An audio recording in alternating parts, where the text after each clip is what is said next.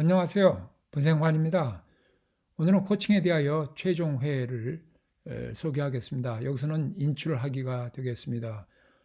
인출하기는 마치 우리가 예금 통장에서 돈을 꺼내듯이 코치가 상대 마음속에 있는 계획과 달성 의지를 꺼내는 작업을 뜻합니다.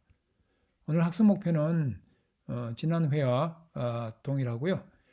목차를 살펴보면 코칭의 원칙, 코칭 실행하기, 마무리 이렇게 되겠습니다. 코칭 원칙에서 코칭 모형을 살펴보면 우리가 이것은 쭉 지금까지 살펴본 모형이 되겠죠. 상호 파악, 준비된 게가 있고요. 코치는 질문, 경청, 피드백의 역량을 갖춰야 한다고 3회에서 설명을 또 드렸고요. 이제 상대자는 해결책을 강구하고 행동에 나서고 그다음에 성과를 얻는 그런 상태로 들어가야 하는 것입니다. 이것이 전체적인 코칭 모형이고 오늘 마지막 단계가 되겠습니다. 우리가 코칭을 하려면은 우리가 질문을 잘해야 되는데요. 인생에서의 그 일반적인 질문은 여러 가지가 있겠어요. 여기서 보면은 먼저 가장 원하는 것은 무엇인가요? 가장 많이 생각하는 것은 무엇인가요? 뭐 이런 등등 여러 질문이 있습니다. 이것을 참고하시기 바랍니다. 그리고 회사에 가는 질문을 보면 아침에 어떤 기분으로 출근하나요? 회사에 대해 무엇을 기대하나요? 자신의 업무에 만족하나요? 이런 여러 가지 또 회사의 일반적인 질문이 있으니까는 참고하시기 바랍니다. 특히 이 코칭에서 코치의 실천 사항을 살펴보면 1번 코치 자신의 기분을 전달한다. 명랑하고 진지한 표정을 짓는 것이 중요하겠죠. 2번 상대의 행동 유형 디스크를 파악하고 상대가 가치를 두는 행동을 찾는다. 3번 상대의 강점을 살린다. 약점 보완이 아닙니다. 4번 현재 상태와 진행 과정을 계량화한다. 예를 들면 걷기에서 보면 열심히 걸으세요 이런 것보다는 만보 걷기, 만보를 기준으로 해서 이 숫자를 적어 놓는 것이 중요하죠. 그 다음에 5번에서 보면 질문을 배합한다. 뭐 4번 중에 3번은 오픈 퀘스천, 개방형 질문을 하고 그 다음에 한 번 정도는 이 폐쇄형 질문을 할 수가 있겠습니다. 클로즈 퀘스천이죠. 그 다음에 6번 일반적인 당연한 말을 피하고 느낌을 말한다. 마치 철학자처럼 이야기하지 말고요. 진정한 느낌을 말해주는 게 중요하다. 7번 코치 자신이 느낀 것을 칭찬으로 격려하고 말한다. 이렇게 코치의 실천 사항을 우리가 눈여겨봤으면 좋겠습니다.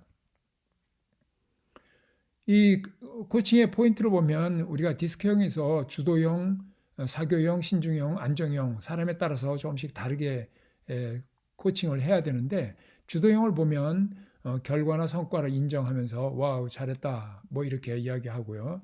그다음에 사교형 사람한테는 뭔가를 격려하고 지지하는 와우 좀 더 감탄사를 더 많이 넣는 거죠. 그다음에 안정형을 보면 편안한 관계를 갖다가 조금 구축하면서 이렇게 코칭을 하는 것이 좀 좋을 것 같고요.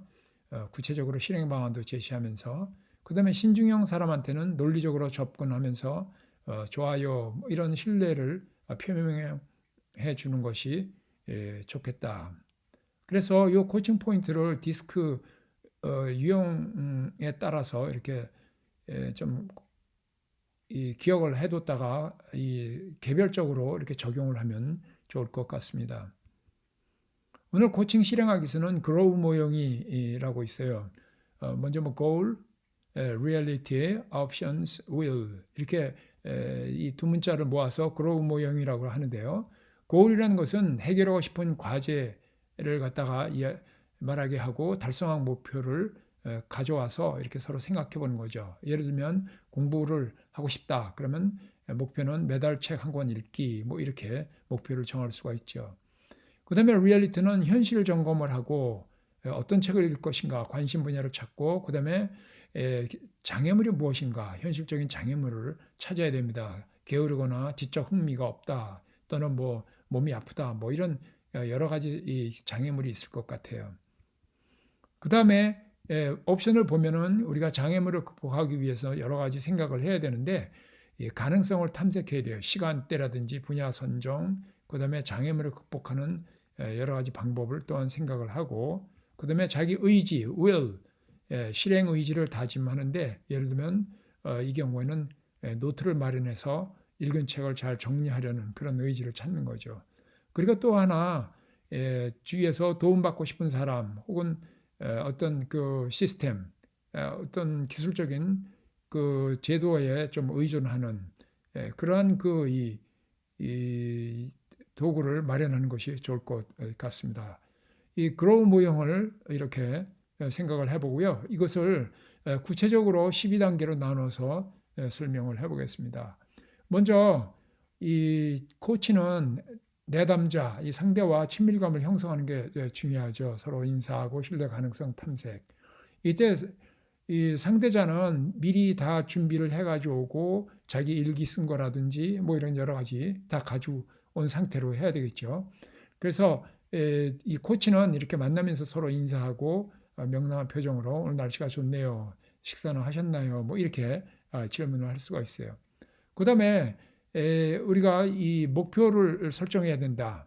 목표를 설정해요. 그래서 그 성공한 것 또는 의도대로 안 된 것, 해결하고 싶은 과제와 목표 이런 것들을 이야기하는데 조금 더 친근감을 표현하는 그런 거죠. 지난주에 혹시 무슨 일이 좋은 일 있었나요? 혹시 안 좋은 일이 있었나요? 이렇게 조금 더 이 약간의 그 딱딱한 관계를 좀 더 해소를 하고 그러고 나서 본격적으로 어떤 문제를 해결하고 싶은가요? 그래서 과제와 목표를 만들어 나가는 그런 단계가 되겠습니다. 세 번째 단계에서는 목표에 어떤 그 의미를 부여하고 목표 달성하는 대안을 선택하게 돼요.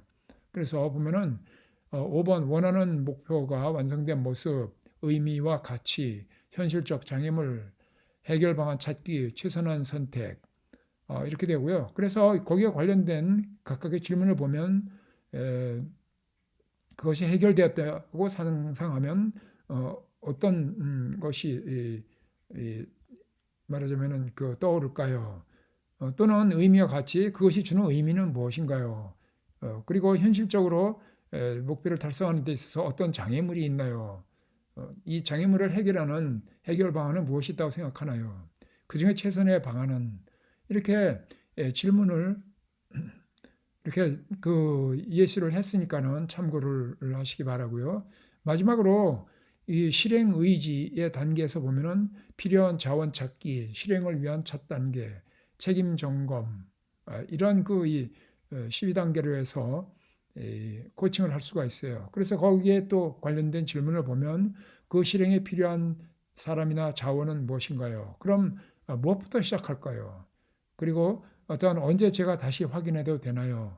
그래서 지속적으로 관심을 갖겠다는 것을 표현하는 것이 코칭 프로세스의 전체적인 단계를 마무리하게 되겠습니다.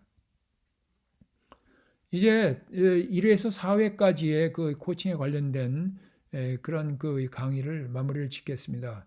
코칭에서 지향하는 성과는 인생의 목적을 발견한다, 목표를 달성한다, 행동의 변화를 갖는다, 자아인식을 통해 성장한다, 코치와 장기적인 관계를 유지한다.